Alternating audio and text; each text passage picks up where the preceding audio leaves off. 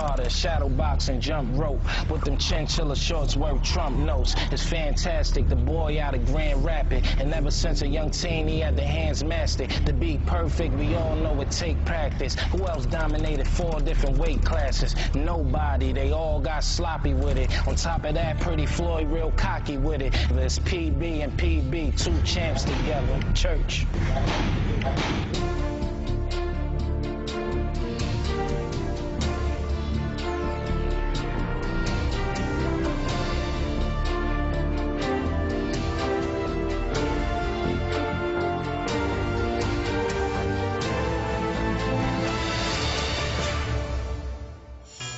The steady rhythm in a rapper's prose and in a boxing gym are the music to Floyd Mayweather Jr.'s persona.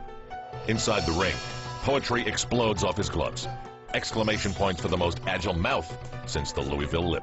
You know, party every day since his ad fight. If the soul of a champion is made up of unequal parts of confidence, competitiveness, composure, and focus, Pretty Boy Floyd, the undefeated pound-for-pound boxing king, oozes complete confidence. But is it authentic or part of his mind game, befuddling opponents and misleading those searching for the soul inside? We seek to discover his soul.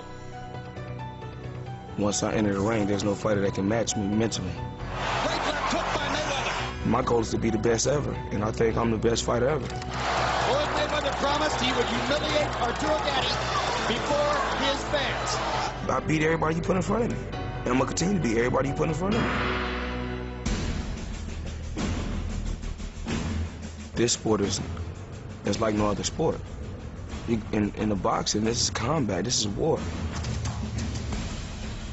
Exhibiting the fruits of supreme confidence, Mayweather has dominated his divisions since beginning his pro career in 1996. His roots pointed to little else. With a father and 2 uncles in the fight game, his calling seemed preordained. But Mayweather Jr. has evolved beyond family ties, sporting an unblemished 36-0 career mark.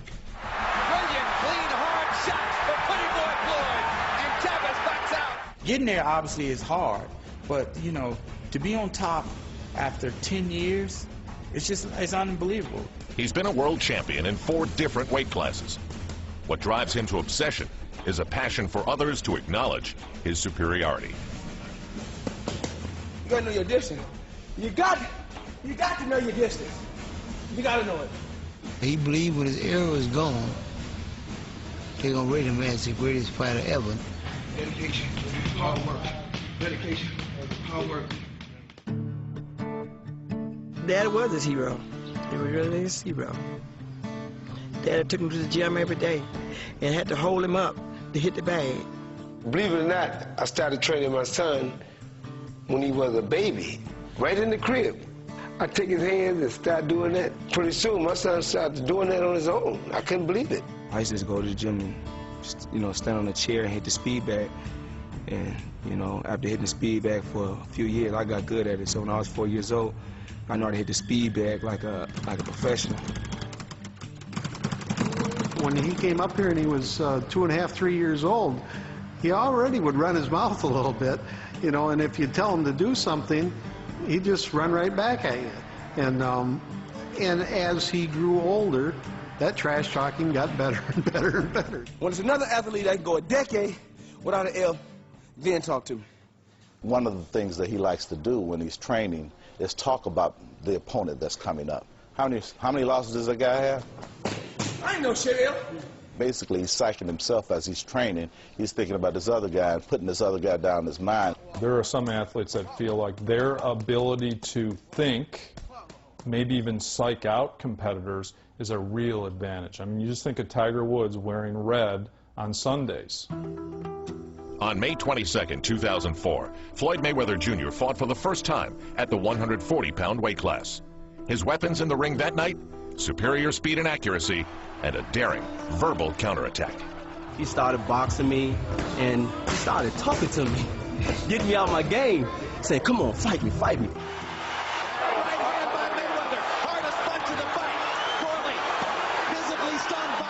Self-confidence is an athlete's belief in their ability to execute in the present moment.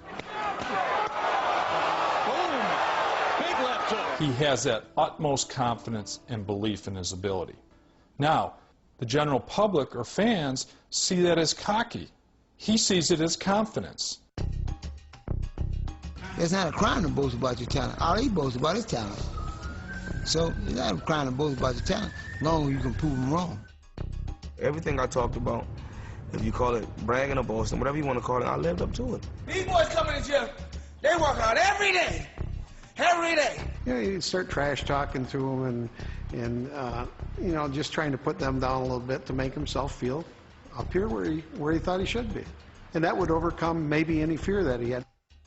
The fear of failure, it has to be there for any top echelon athlete.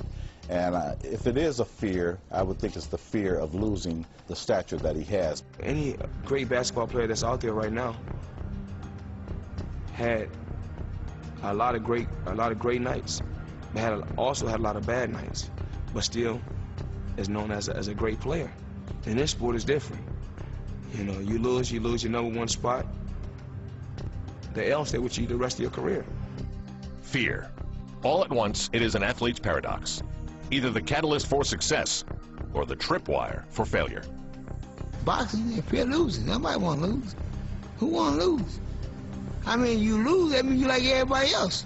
A lot of these kids feel that when they lose their O, they're losing so much of themselves, and that's unfortunate because then they don't take chances like Mayweather, who's, you know, ducked Antonio Margarito because Margarito's a dangerous fight, and Mayweather doesn't want to lose the O.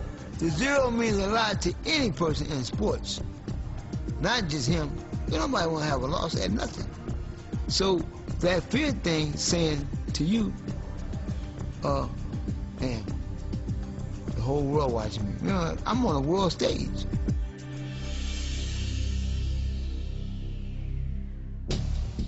USA Today, Soul of a Champion, every Tuesday in. You're watching Soul of a Champion on Versus. Well, my goal in life is, I know is going to happen. I'm going to retire as the best fighter ever. His sole motivation is that he wants to retire undefeated, being a multiple champion in 5, 6 different weight classes, and go down as the best ever to do it. In the steely environment of Grand Rapids, Michigan, a father convinced his son of the riches that live beyond the city limits. Through boxing, Floyd Sr. instilled dreams of fame and wealth to young Floyd. His father was somewhat of a hero around the general area here, so he looked up to his father. He knew his father was something, and he wanted to be like that. Fame drive all of us, if we can get some. I don't care if you get a 2-minute shot in the paper. You'll tell your friend, oh, I'm in the paper over there. So fame drive all of us to a certain degree. Boxing was a vehicle by which he did it. But he had a strong desire to be a success and be well known. The son looked at Dad's career, a 30-6-1 mark as a professional, including a 1978 fight versus Sugar Ray Leonard as a benchmark. But in 1993, while Junior was in the Golden Glove circuit, his dad was convicted of cocaine trafficking and sent to prison for 4.5 years. The sudden departure detoured Dad's life and warped the focus of his prodigy. That was a really bad moment for me. It was hurting me bad inside, man. I couldn't be there for my son. He was kind of down because him and Dad did everything together. They used to run about 10 miles a day.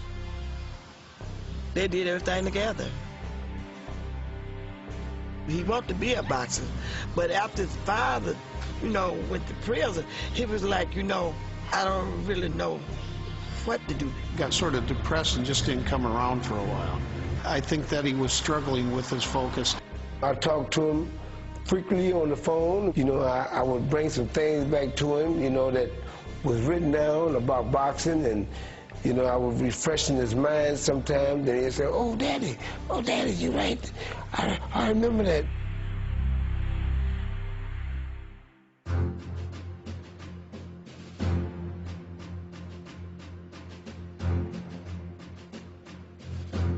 With his incarcerated dad unable to attend, Floyd Jr. entered the 1996 Atlanta Olympics. As a favorite in the featherweight division, he was stunned with a judge's decision in the semifinal round and settled for the bronze. The controversy offered another opportunity for fight or flight. That was the avenue out for him. And, of course, he really would have won Olympics, but it robbed him. They took that fight from him, and he cried. Not around nobody. I never want to let nobody see me cry. Because it really, really hurt me. Because I really wanted to, you know, bring the medal back home. They're like, oh, he won a bronze medal in Olympics. Oh, he won a silver. No. You lose gold, you receive silver, and you receive bronze. I'm glad I got the bronze. Because a true champion can take a loss and bounce back. And I feel that was my loss. That was just a way God telling me I need to work harder. So when I got on that plane and left Atlanta, I left it right behind.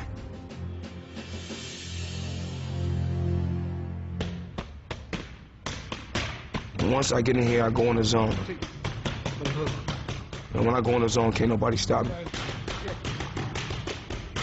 You know, every time I used to fight, they used to always talk about, you know, what my dad been through and what I've been through. And, you know, a lot of times try to get in my head, but there's none that can get to me. Mayweather, intent on forging his own path, has taken the direct road in both his career and training methods. But within Mayweather's focus is the inherent tendency to align himself with only those who agree with his methods. Relationships fall victim to the ultimate motives. From 93 to 98, standing on my own 2 feet. So, you know, when my dad get out, I guess he still think I'm still a young boy. But, you know, I tell him, you know, I'm my own man. I'm grown now. I've been on my own for 5 years. You know, as a man, we just see things eye to eye. So he went his way and I went my way. I'm the one that got him everything he got. Everything he got, I got it. Everything he giving people, I did it for him. His daddy did it for him. My dad had me running them boots. He had me chopping wood. But, you know, you get grown, you want to do things your way. I want to run in tennis shoes. If a dad is just, you know, screaming at you, you know, you start not to hear it. And I think as Floyd became older and became a man himself, I think he came to resent that and resist that a little bit. Pretty much that's the genesis of their split. He's going to be the best in the world, and he is. And he is because of his daddy, not nobody else. Let's get that clear. Roger Mayweather, Jr.'s uncle, has trained the champ for the last 7 years. Floyd Sr. works his own fighters. The only communication between them is through the media, as a father seeks credit for a soul he once captivated, but no longer recognizes.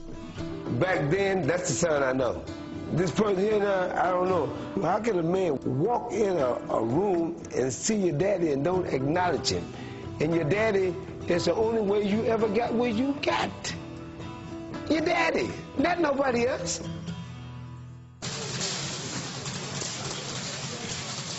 I think boxing is harder than any other sport. Once you get in there and it's just you and the other guy, it's tough. You take any athlete from any other sport, and they won't last a round. 1 round. Our athlete wouldn't last 1 round.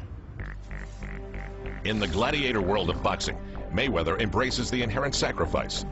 In 2002, a freak training accident just days before his lightweight title match against Jose Luis Castillo tested his competitiveness. I was close to the bag when I hit the bag. My arm, I was too close. Threw a punch like this and my arm bent back like this, which, you know, tore the rotator cuff.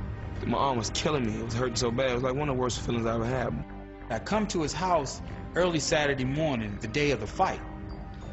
And I come into his room, and all I could smell was a bunch of Bengay. And I'm saying to myself, we getting ready to fight a major fight. What the hell is going on? I didn't want to let nobody know. And I said, yo, I'm going to fight because this opportunity may never come again in life. Mayweather made a comment in the corner about his left shoulder. We'll see if it is something wrong with it.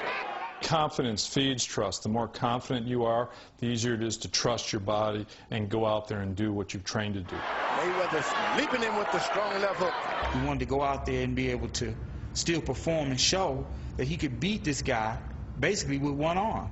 The winner by unanimous decision, Pretty Boy, Floyd Mayweather. Losing, he wouldn't even go there. He doesn't even want to fathom that. He doesn't even want to put that thought or that word in his mind. Mayweather's exaggerated competitiveness and drive for an eternal legacy has flowered into a self-governing style and dictated a 24-hour on-call approach to training. Some days he'll come in the gym and he'll get a little frustrated at Roger because Roger won't allow him to go, you know, the rounds that he wants to go. I've been around the great ones. I mean, I've seen the Sugar Ray Leonard train, the Larry Holmes, the Mike Tysons. I've never seen a fighter train like him. He a freak to train. He loves to train. If he's anywhere, be a restaurant, could be a nightclub, he'd get up and start running. Other fighters got a regimen. They got a schedule. And that's not me. I stay up late. I run with Timberlands on, jeans on, t-shirt, whatever I got on, I run. If I feel like running, I'm gonna go out and run. You never know when Floyd is ready to work. I mean, you can leave the house and go to the party. After the party, he go in the trunk, slip on some shoes, and just start running. You be like, we just left the club. And you be like, go run. We just ate. Come on, man, we gotta work. You know, he's calling me at 3 o'clock in the morning. Come on, Al, where you at? Come on, let's go. You know, you late, let's go. I'll say to him, Floyd, we're gonna run 5 miles. We get to the 5-mile point, and he'll take off running. There's nothing I can do, you know, and he'll run an extra 3 miles.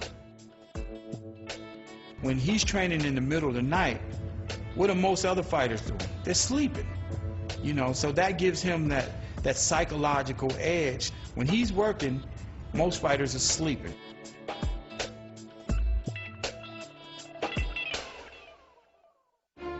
How does your soul compare to Floyd's? He took the Soul of a Champion test, and you can too. Just log on to versus.com and take our 20-question test. I'm just blessed. I don't know why God chose me, but he chose me. I always ask myself, well, why you chose me? I'm happy it was me that was chosen. I don't believe in religion. Because a person is a Christian, a person is a Catholic, a person is a Muslim, a person is a Jew. I feel under God, we all are one. I find myself praying all day. All day. I pray every day and all day. Don't nobody know it. That's one of my secrets.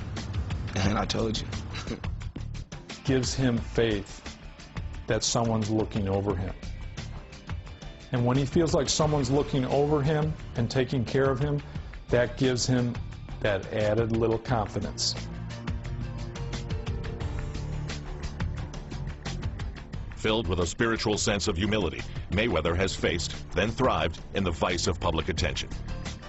Composure is a byproduct of his complete preparation.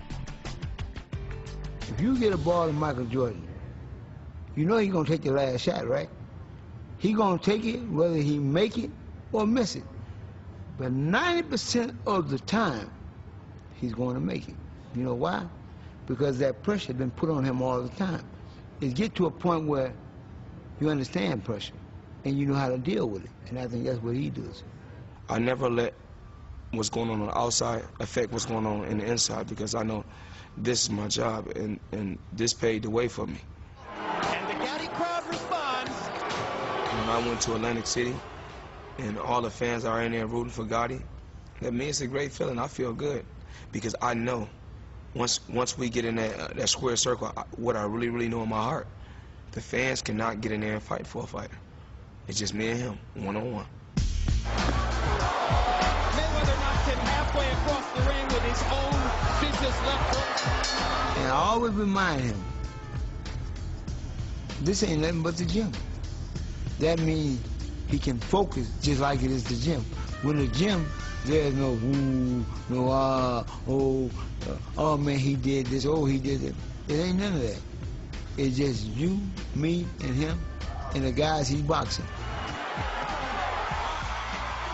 As Mayweather enters the latter half of his career, he faces the age-old mental struggle, the need to be noticed and to establish a legacy, versus the dangers inherent in losing a fight, and his identity. With all due respect to Floyd, we haven't seen Floyd in trouble. And until he's in trouble and works his way out of trouble and shows the heart of a champion, right, the jury has to be out. If he suffered a loss by some chance, it very well could damage his psyche to some degree. But we'll have to wait and see that because it hasn't happened yet, and I don't see it happening in the immediate future. You don't necessarily have to beat an opponent all the time with your fists as a boxer. You can beat him with your mind, or you can beat him with strategy, or you can beat him with maybe something you said going into the fight. Floyd Mayweather Jr. is a very cerebral fighter, so psychology is part of his repertoire. He's the epitome of what being the soul of a champion is all about, because his work ethic is unbelievable, his dedication, and his belief in himself. But I believe that when all is said and done, that when Floyd, along with Sugar Ray Robinson, along as one of the greatest fighters ever to put on a pair of gloves, and I think that would represent the soul of a champion. I'm 100% sure I'm the best fighter in the world. And I told you that, and I'm for sure about that. And somebody else tell you different, they must not be in the fight game.